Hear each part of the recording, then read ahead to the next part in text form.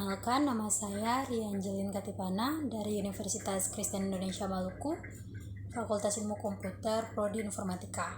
Di sini saya akan membahas tentang kerja komputer dan peralatan teknologi informasi.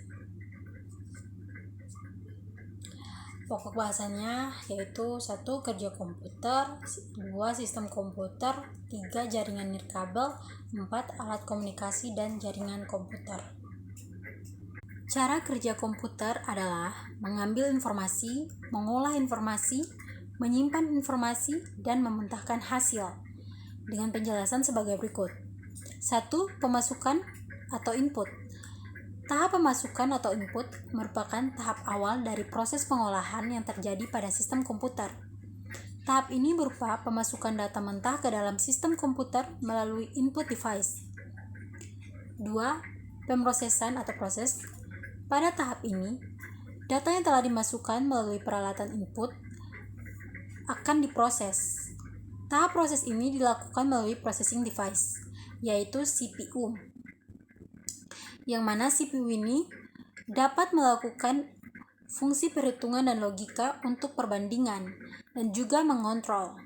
Pada tahap ini, data yang masih mentah tadi diproses sedemikian rupa sehingga data tersebut siap dicetak menjadi informasi yang lebih bermanfaat.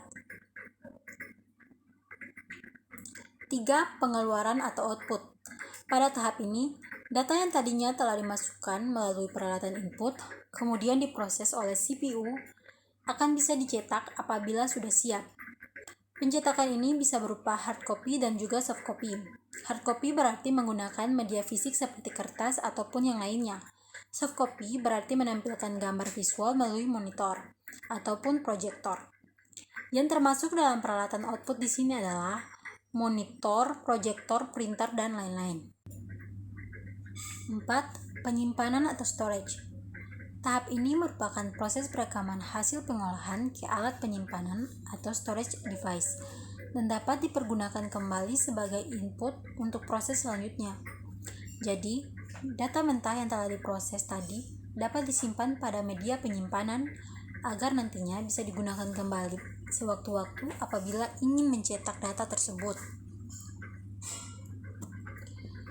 Fungsi komputer. Komputer sebagai peralatan TIC memiliki beberapa fungsi sebagai berikut, yaitu 1. Media informasi, 2. Media komunikasi, 3. Media transaksi, 4. Media hiburan. 2. Sistem komputer. Sistem komputer pada dasarnya terdiri dari 4 struktur utama di dalam sebuah komputer, yaitu CPU, memori, perangkat input, dan output. 1. Central Processor Unit atau CPU berfungsi sebagai pengontrol operasi komputer dan sebagai pusat kegiatan dan pengolahan. Otak dalam CPU cukup disebut sebagai prosesor. Struktur utama CPU yaitu Program Control Unit, 2. Arithmetic and Logic Unit, 3. Register, 4. CPU Interconnection. 2. Memori utama. Memori merupakan media penyimpanan data pada komputer. Jenis memori dibagi menjadi 2, yaitu RAM dan ROM. Berikut RAM atau Random Access Memory adalah memori yang dapat dibaca atau ditulis. Data dalam sebuah RAM bersifat volatile, artinya data akan terhapus bila arus listrik mati. Karena sifat RAM yang volatile ini, maka program komputer tidak tersimpan di RAM. Jenis RAM sangat bervariasi, diantaranya ada DRAM, STRAM, SRAM, dan lain-lain. Berikut ROM atau Read Only Memory adalah memori yang hanya dapat dibaca. Data yang tersimpan dalam ROM bersifat non-volatile. Artinya, data tidak akan terhapus meskipun arus listrik mati. Karena sifatnya yang demikian, maka ROM dipergunakan untuk menyimpan program. Ada beberapa tipe ROM, diantaranya ROM murni, VROM, dan EPROM.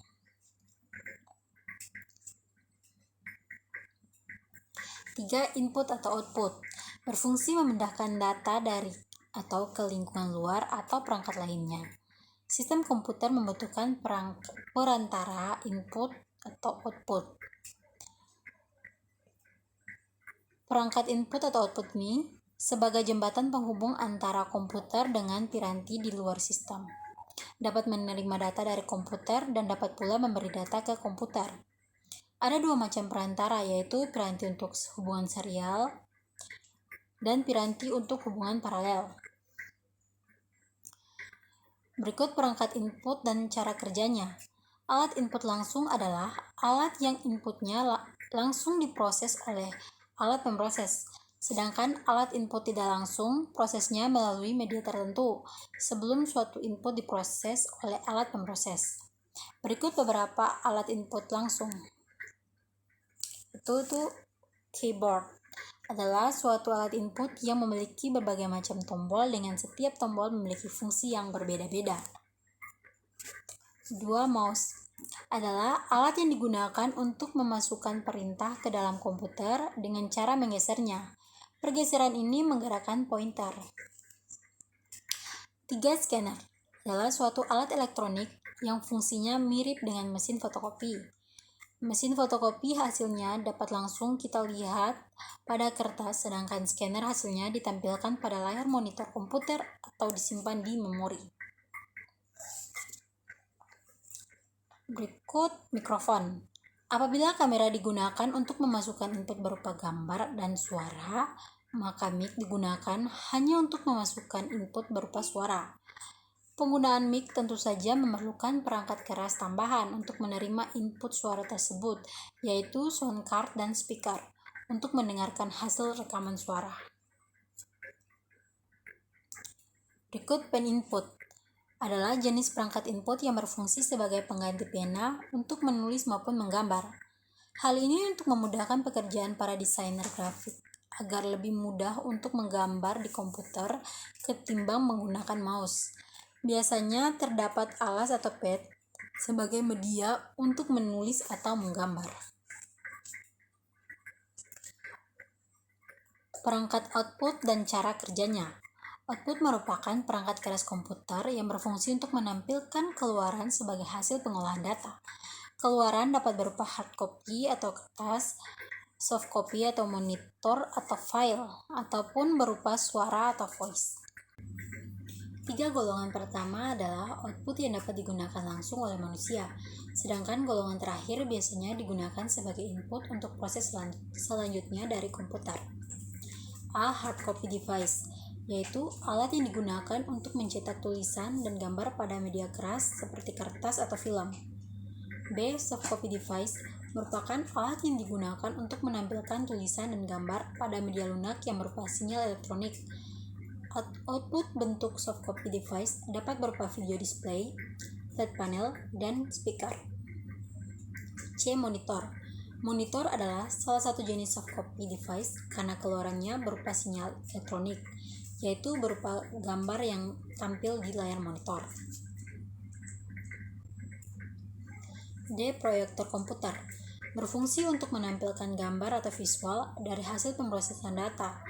Hanya saja, proyektor komputer memerlukan objek lain atau layar sebagai media penerima pancaran sinyal gambar yang dipancarkan. 3. Jaringan nirkabel. Jaringan nirkabel adalah bidang disiplin yang berkaitan dengan komunikasi antar sistem komputer tanpa menggunakan kabel.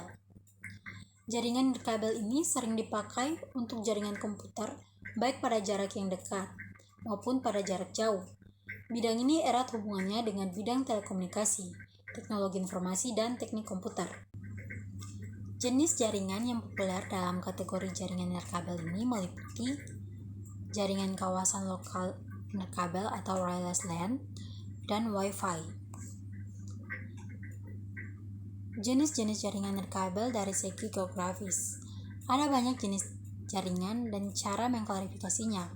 Salah satu cara memandang jaringan adalah dari segi cakupan geografisnya, yaitu 1. Jaringan area lokal atau LAN dirancang untuk menghubungkan komputer pribadi dan perangkat digital lainnya dalam radius setengah mil atau 500 meter. Sistem operasi LAN yang paling umum adalah Windows, Linux, dan Novell. Jaringan area luas menjangkau jarak geografis yang luas. Kehidupan yang paling universal dan kuat adalah internet. Komputer terhubung ke WAN melalui jaringan publik, seperti sistem telepon atau sistem kabel pribadi, atau melalui satelit. Jaringan area metropolitan adalah jaringan yang mencakup area metropolitan, biasanya kota dan pinggiran kota utamanya. Lingkup geografisnya berada di antara WAN dan LAN. 3. Jaringan personal. Mewakili teknologi personal area network wireless seperti Bluetooth, jaringan ini mengizinkan hubungan peralatan personal dalam suatu area berkisar 12 inci. Bagaimanapun juga, infrared membutuhkan hubungan langsung dan jangkauan yang lebih pendek. Hubungan antara jaringan komputer nirkabel dan akses internet. Berbagai teknologi menyediakan akses nirkabel berkecepatan tinggi ke internet untuk PC dan perangkat seluler seperti Bluetooth, Wi-Fi, dan akses internet nirkabel. Alat komunikasi. Teknologi informasi dan komunikasi saat ini berkembang sangat maju. Hal itu dapat kita lihat dari berbagai peralatan teknologi komunikasi yang ada sekarang. Tidak hanya canggih dan modern, peralatan teknologi komunikasi yang ada saat ini memudahkan berbagai aktivitas kita semua. 1. Telegraf. Telegraf adalah alat komunikasi yang berfungsi untuk mengirim pesan dengan media kabel, listrik, dan radio. 2. Radio. 3. Televisi. 4. Faksimile adalah peralatan teknologi komunikasi yang dipakai di kantor-kantor dan perusahaan. Faksimile berfungsi untuk menerima dan mengirim informasi lewat telefoto.